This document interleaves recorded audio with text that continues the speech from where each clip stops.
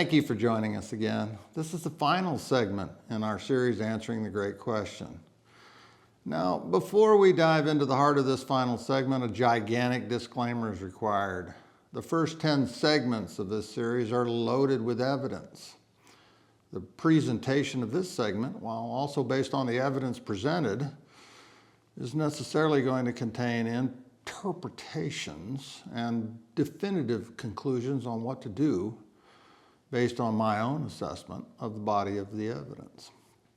So it will be particularly important for the listeners and viewers to hold the conclusions presented accountable for logic and rationality. What follows is what I personally think one should do after reaching the conclusion that Jesus was who he says he was. Now, many people have already made up their minds what they should do, who actually share my conclusion regarding the identity of Jesus. And for those who have reached the same conclusion, I freely admit I am completely unqualified to encourage them to stop proceeding in their own way. Still, I have arrived at my own conclusions on these issues, particularly from the perspective of someone who for 30 years was actually unsure about how to proceed. And the team at the Petri Dish Foundation has encouraged me to share my views from this perspective. So here goes. When I review and digest the great body of evidence presented in this series, one of the first realities that literally jumps into my mind is that there is great danger in engaging in debates or intense discussions regarding church doctrines, dogmas, processes, procedures, policies, rituals, or even priorities. And when I use the term church, I mean churches of all denominations that share the conclusion that Jesus was who he says he was.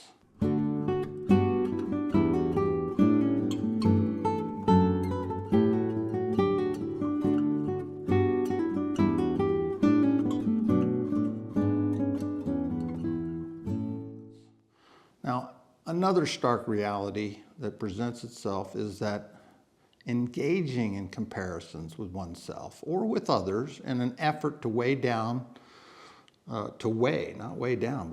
one's own or another's personal development as a believer is also fraught with dangers. What I refer to as the comparison trap of judging the spiritual status of others is easy to become ensnared in. Once we begin to compare ourselves with others for the purposes of assigning scores or ranks regarding spiritual growth and development, we're on the wrong path. And if we get into the habit of doing this, it is a very difficult habit to break.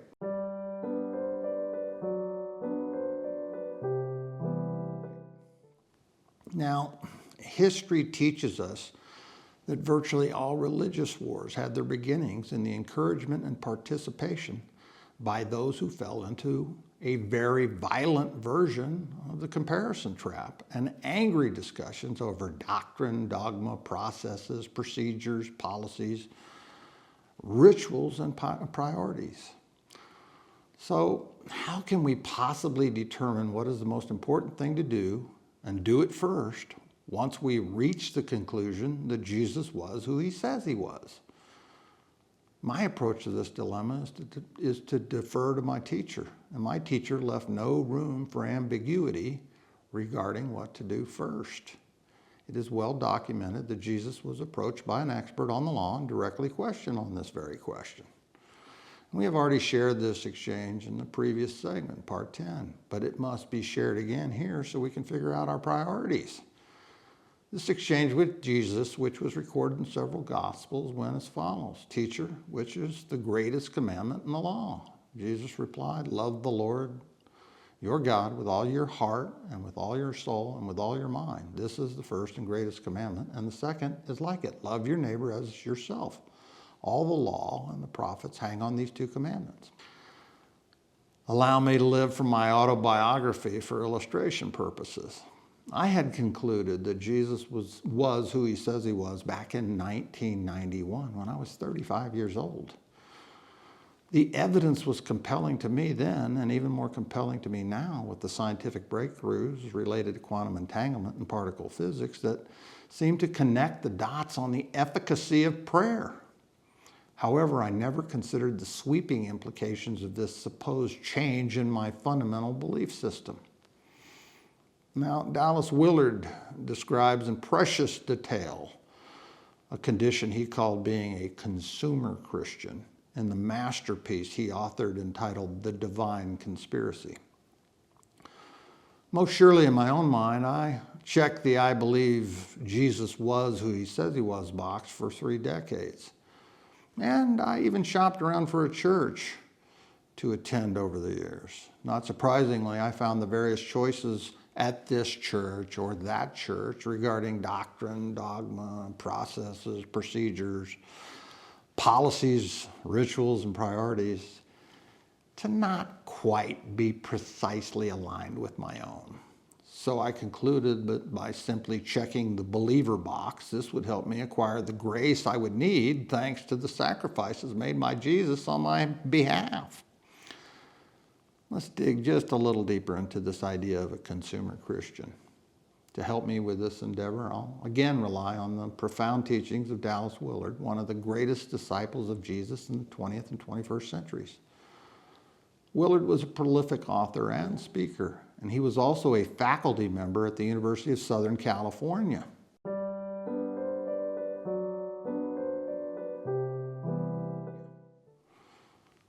To move beyond the stage of being a consumer Christian, Willard taught a person must overcome a basic misunderstanding regarding what Jesus meant when he said, "The kingdom is at hand." According to Willard, the teachings of Jesus should be considered much more about living life in the present versus merely thinking the promises of Jesus should be thought of as primarily teachings about life after death. Willard taught eloquently that the consumer Christian lives a life best defined as sin management because he or she fails to embrace the idea that the kingdom is at hand, meaning for living, not just for the dead. Now, before anyone might suspect, my conclusions can be reduced to a thinly veiled accusation that they might be a consumer Christian. Let me calm those suspicions. The consumer Christian in this illustration is me. So what I'll try to do for the remainder of the discussion on this point is simply explain how consumer Christians misunderstand what it means to be a student, apprentice, and eventually a disciple of Jesus.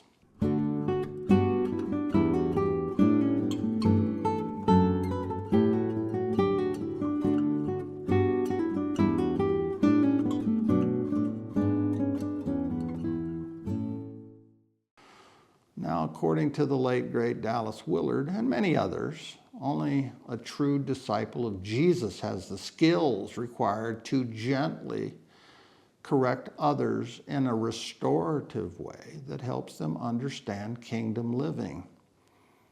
It turns out, upon further review, as the referees say in sports after looking at the video replay from several angles, unfortunately, I have not yet, over the course of my 68 years on this earth, acquired the skills necessary to engage in gently correcting others. This turns out to be true despite fervently thinking I had those skills for many years. So being able to engage in the proper process of correcting others is best left to seasoned disciples of Jesus with years of training. Let's return to what Jesus said is most important one more time to help us define what an entry-level student of the teachings of Jesus should make a commitment to doing. First, love your Creator. Second, love your neighbors. Well then, even with all of my self-serving biases, I am able to recognize with little more than a glance at my lifetime so far that I have failed on both the first and second commands that Jesus made clear were the most important. It would seem that simply knowing what Jesus said was most important and actually doing what Jesus did are entirely two different things. Now, once one understands this principle, it does not take long to understand why we must be taught how to love our Creator with all our minds, hearts, and souls. And we must also be taught how to love our neighbors. Turns out we can learn how to do both at the same time, but it takes a commitment based on belief. Simply accepting that Jesus was who he says he was won't get us into a position of understanding how to do these things. Failure by believers to understand kingdom living is not rare.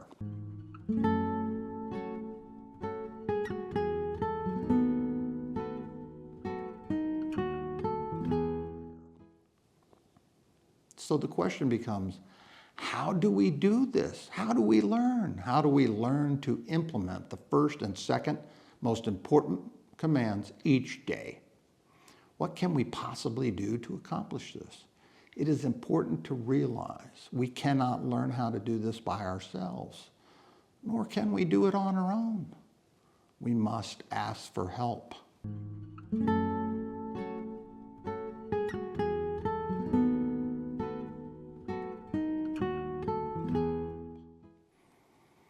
Before we delve into the intricacies of asking for help on this critical point, we need to engage in a quick study of how our minds work in this area.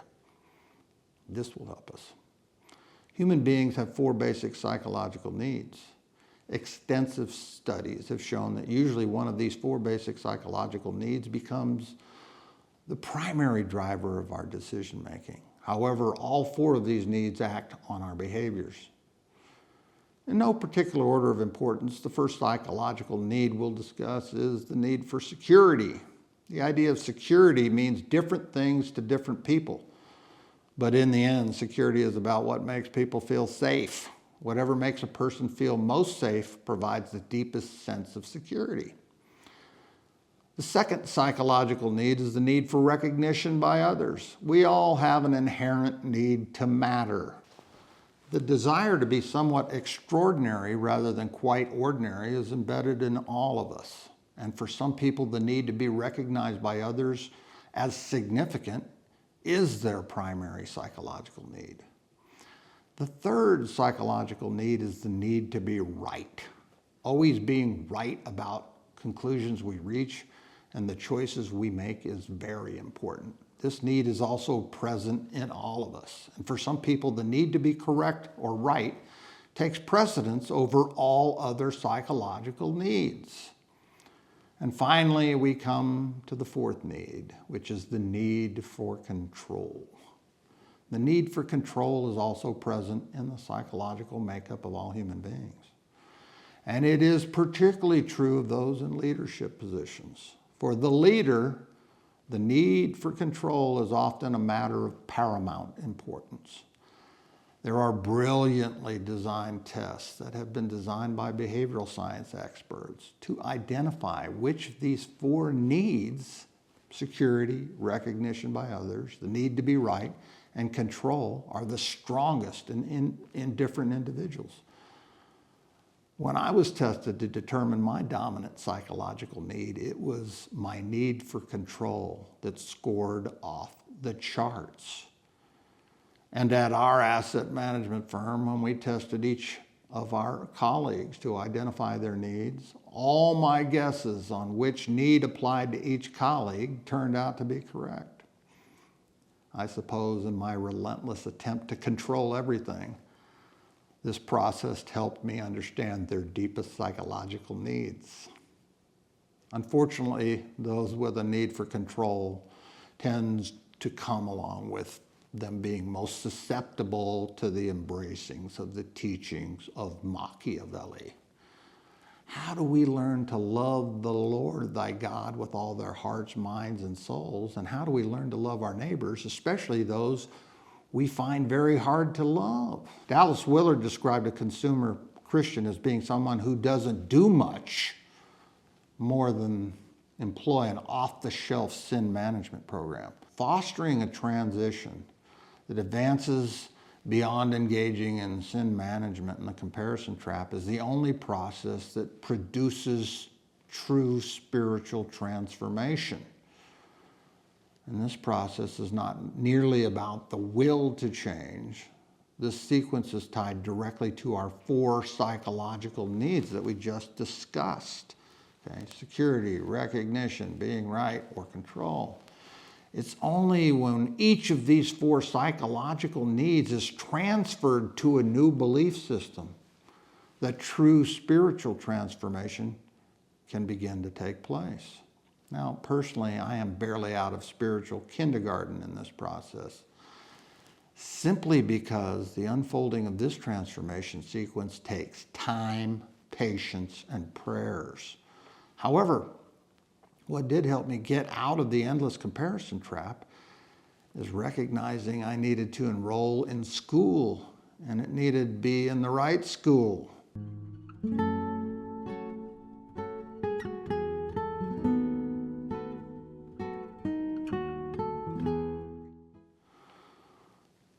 Let's continue our examination of the autobiography of the self-admitted control freak just a bit longer for illustration purposes. Control freaks can best be identified as strong-willed. I've been nothing if not a strong-willed human being for my entire life. And being a strong-willed human being means encountering more difficulties and a new goal of trying to become a true disciple of Jesus someday. The difficulty comes not just in learning how to love the Lord thy God with all thy heart, mind, and soul, but even more so with loving my neighbors. The reason for this is directly tied to being strong-willed. When we think about strong-will and the need to meet all of life's desires on a spectrum, at one end of the spectrum are the poor slaves whose wills are required to be subordinated to the will of others in every way. At the other end of the spectrum are powerful kings, queens, and dictators whose every will is seemingly within the area of control and is accommodated by others at gunpoint if necessary. To fully understand the kingdom is at hand during our lives right now requires a thorough understanding of the basic nature of our will.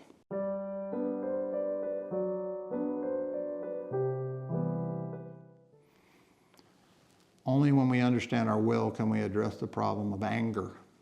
Now, I've had a very big problem with anger for my entire life. Probably not alone. Simply put, we experience anger anytime our will is thwarted.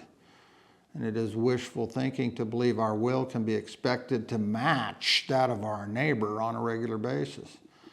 And worse yet, when our biggest psychological need is to control things in this world, including all the tests presented by others that we are sure to encounter during our journey through life, we will find our will gets thwarted regularly. Hence, we get angry regularly.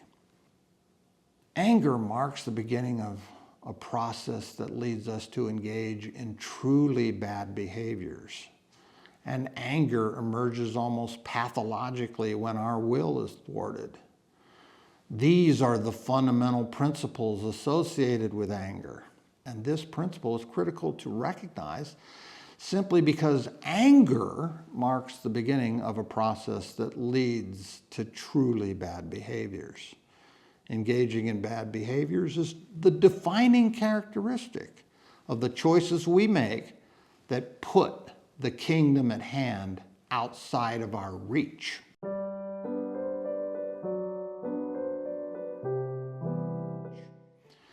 As we allow anger to follow its logical course, it leads to contempt towards others, either expressed contempt or implied contempt. Those who either intentionally or even accidentally thwart our will, this would be our neighbors, become the most common triggers.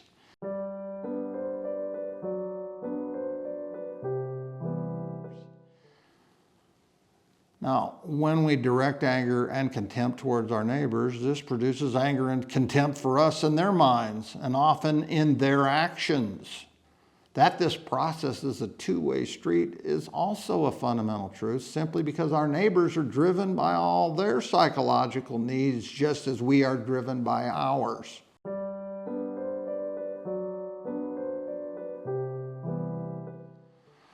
Much has been written on the subject of condemnation. Dallas Willard wrote on it eloquently in The Divine Conspiracy. When we engage in condemnation of our neighbors, they most often respond in kind by condemning us. The anger, contempt, condemnation pattern is a process that destroys access to the kingdom at hand for all participants. So it's very logical to stop this process at the wellhead. Those who never come to fully understand the sources of anger, your will being thwarted, and what this cancer is capable of producing, will find themselves incapable of learning how to love our neighbors as we are taught to do. Sadly, we all have tools at our immediate disposal that enable us to repeat these cycles. They are close cousins of the armaments that Machiavelli called military weapons. Weapons have been used in combat throughout human history. They continue to be used by those attempting to settle disputes where laws against such actions are often disregarded. But more often at the individual level, for those of us who think of ourselves as more sophisticated, these weapons are our words, our nonviolent arsenals involved in embracing the use of our verbal weapons. And these weapons do damage, and there is no better way for us to shove the kingdom at hand farther and farther away from us, and then to ignore the root of anger and cultivate our anger by drawing these verbal weapons and using them whenever our will is thwarted. These patterns take place inside families frequently, and I've been a willing participant. But by no means are these cycles restricted to those we are biologically related to or have adopted. These realities apply to our relationships with our neighbors. Again, and with great sadness, finally, I must confess, I've drawn my verbal weapons and I've used them perhaps tens of thousands of times on others. A few minutes ago, the suggestion was made that we must ask for help to overcome these barriers that keep us away from the kingdom at hand. Who do we ask? Who can help us? This returns us, for scientific purposes, to a brief discussion of quantum entanglement, which is a property of physics that still blows the mind of every physicist who attempts to understand it. Still, experiments show that the properties of quantum entanglement are real, which is driving the materialist insane regarding its implications on their assumptions associated with the principles of cause and effect. You have to see everything, apparently, or maybe not. So now, all of a sudden, we've seen it, proven in laboratories. The principle of this mind-blowing phenomenon is that information transfers take place that are somehow mysteriously encrypted and are also not restricted to either space or time. Let's assume that quantum entanglement properties apply to the properties of prayer, which we spent a considerable amount of time on in part 3 of this series. When we engage in what Einstein described as thought experiments on these curious coincidences, these processes can help us explain a few important things on where to get our help on this question we've been asking. First, it explains how science can prove something to be true despite scientists not being able to see it. And yet scientists know it is there thanks to mathematical theories and laboratory proofs. Second, when we make the connection between quantum entanglement and prayer, we can explain why Jesus, according to multiple testimonies, mastered the properties of matter and energy in ways that science also defines as being beyond all known properties of physics. This provides the support for why Einstein concluded there is some spirit manifest in the laws of the universe that's greater than man's ability to define them. And finally, it also explains why a great portion of the time and energy Jesus spent teaching his disciples included specific instructions on engaging in prayer. Let's assume this is no accident either.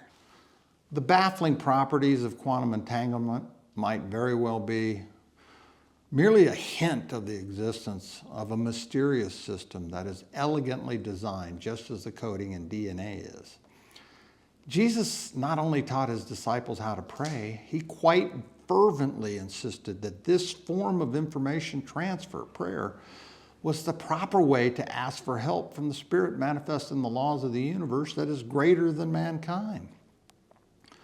So let's move away from the science of all this now and back to what we can do about our will and anger, etc.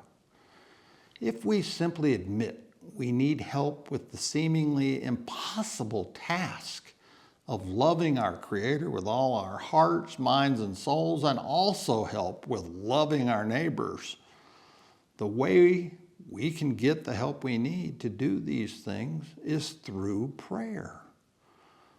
So along with everything else that seems to run counter to a Machiavellian approach to living life, Jesus taught us this principle of prayer too.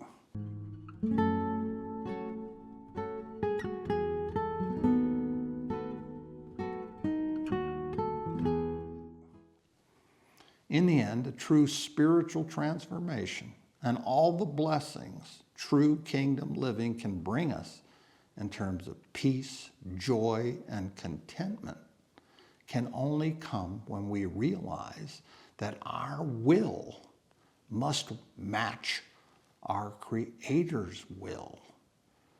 And He loves everyone, and He wants us to love everyone. And once we recognize this is what Jesus meant when He taught us the kingdom is at hand, figuring out what to do about it becomes much easier. Not easy, but easier. We simply love the simplicity of this Creator and His inclusion of our unique identifier code, which is embedded in our DNA. And then we ask the Spirit Jesus identified as His Father, this Creator of ours, who is also the Spirit manifest in the laws of the universe that was noticed by the two greatest scientists in human history, to help us match our will to His will. And we ask our Creator to do this for us every single day. When we do this, we make the conscious decision to take advantage of mysteries that are at first glance simply mind-blowing to millions, if not billions of people struggling with all this. But in grasping the implications that are tied directly to prayer, suddenly the kingdom is at hand. It seems impossible simply to recognize the Spirit manifest in the laws of the universe can create all these astonishingly beautiful natural wonders we see. We have a gallery of wonders on our page on our website at petridishllc.com that contains a few examples of God's handiwork, helping us match our will with the will of the Creator of everything is certainly plausible given the cause and effect function involved in asking for this in the system our Creator designed Himself. Now, at the human level, once we do these things, we will see the tendency towards anger begin to gradually subside within us, simply because we have released ourselves from the relentless duties to rely on ourselves to provide for our deepest psychological needs. The process of inner transformation of the heart is a logical outcome of this entire sequence of this entire film series and podcast series. And when we make a commitment to doing this, we unite our understanding of science with our understanding of kingdom living, simply because we come to realize these things are one and the same. The great thing about the recognition that produces the uniting of these two principles is that it brings peace, joy, and contentment. And there's more good news. You don't have to wait until you're 65 years of age or older to grasp the enormous benefits at hand.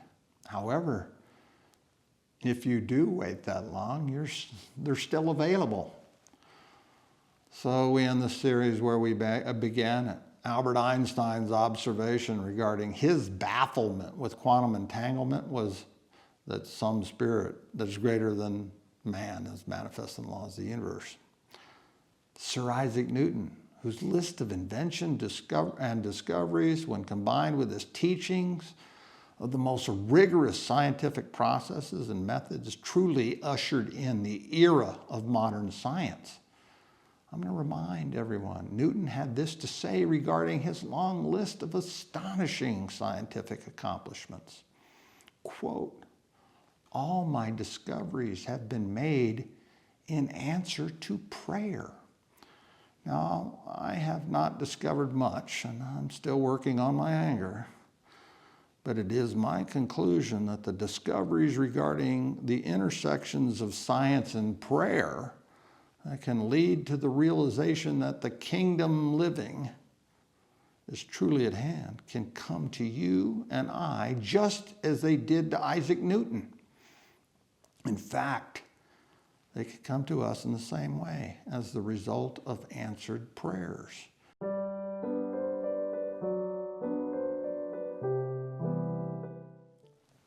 For those viewers and listeners who are looking for other corroborating resources to access that might further magnify the realities of all we have covered in this series, there is perhaps no other author who articulated what is involved in true kingdom living and discipleship than Dallas Willard in his book, The Divine Conspiracy. And there is a truly wonderful film production series that deftly manages to reproduce the essential spirit involved in the teachings of Jesus. And this series is entitled The Chosen. The Chosen is an internationally recognized film series that is popular because it combines a profoundly artistic presentation with the teaching of fundamental truths. These resources are easy to remember. Dallas Jenkins, who leads an amazing team that produces The Chosen, and the late, great Dallas Willard, who served as a professor at the University of Southern California. Both professionals achieved a level of discipleship that has helped make the enormous blessings of kingdom living much more clear for those of us who, like me, are in much earlier stages of our journeys. Thank you again for joining us. It has been an honor to prepare this evidence for you.